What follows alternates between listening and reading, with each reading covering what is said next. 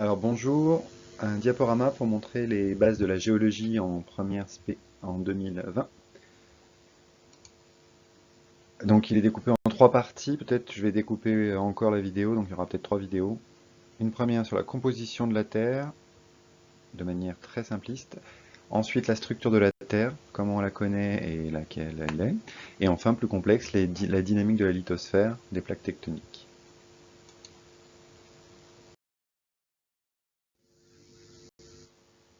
Pour la structure de la Terre, donc elle fait 6400 km de rayon. Le plus grand forage qu'on ait effectué, c'est autour de 14 km en Russie. Il est tout petit et donc on ne peut pas accéder directement aux roches du sous-sol. Donc il a fallu utiliser d'autres méthodes. Alors, les méthodes utilisées, c'est principalement les ondes sismiques.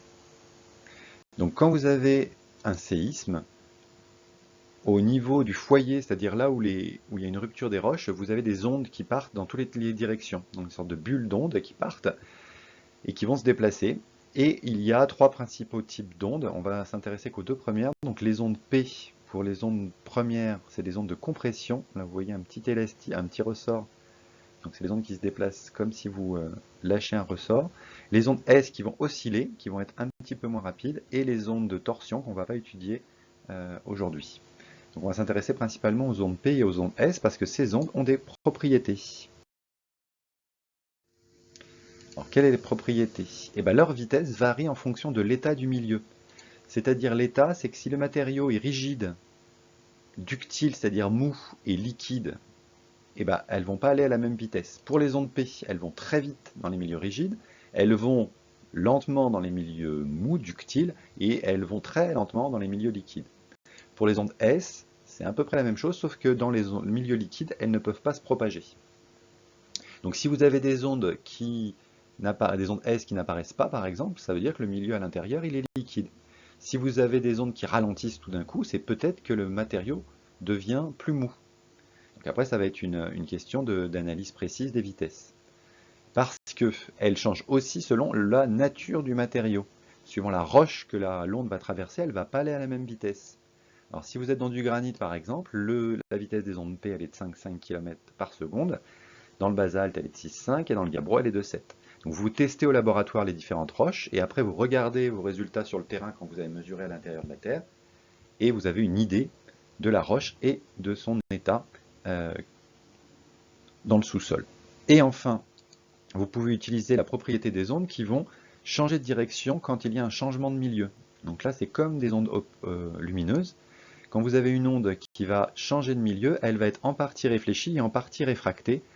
Et ces différentes directions que prennent les ondes vont nous permettre de voir les endroits dans la Terre où il y a des grands changements, ce qu'on appelle des discontinuités.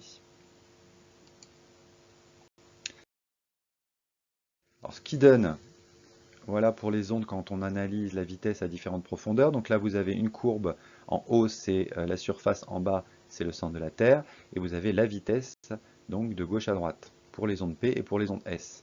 Si je retourne ce graphique, je vais pouvoir retrouver les discontinuités et les différentes couches.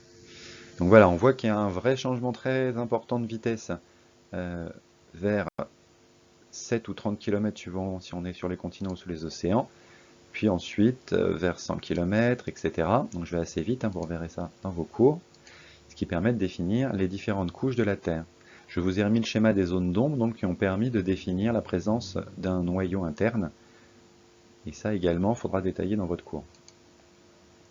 Donc la première couche, c'est la croûte terrestre, elle se compose de la croûte océanique et de la croûte continentale. En dessous, vous avez le manteau lithosphérique et les deux forment la lithosphère. Donc si vous êtes sous un océan, c'est la lithosphère océanique. Si vous êtes sous un continent, c'est la lithosphère continentale. En dessous, vous avez le manteau asténosphérique. En dessous, et les deux forment le manteau supérieur, vous avez un manteau inférieur qui va jusqu'à 2900 km. Donc c'est la plus grande surface, volume de la Terre, c'est le manteau supérieur plus inférieur. Après, vous avez un noyau externe, qui est liquide, parce que les ondes S s'arrêtent, et vous avez le noyau interne, qu'on appelle aussi la graine, à l'intérieur. Donc voilà la structure générale de la Terre qui a été découverte au fur et à mesure par l'étude des ondes sismiques. Donc si on détaille la partie superficielle qui est pour l'humain et les êtres vivants la plus importante au niveau de sa dynamique. Donc là, je vous ai remis les noms.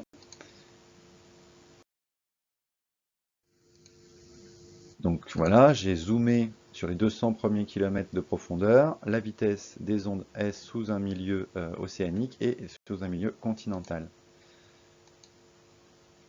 Donc on voit bien cette variation importante qui détermine la première limite qu'on appelle le MOO, qui va séparer les croûtes du manteau en dessous. MOO. Et on voit une deuxième changement de vitesse vers 150 km sur les continents et 100 km sous les océans, qui va être la limite entre le manteau lithosphérique et le manteau asténosphérique.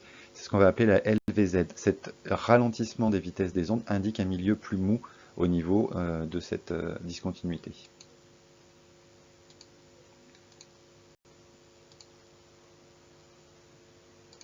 Et voilà pour la structure.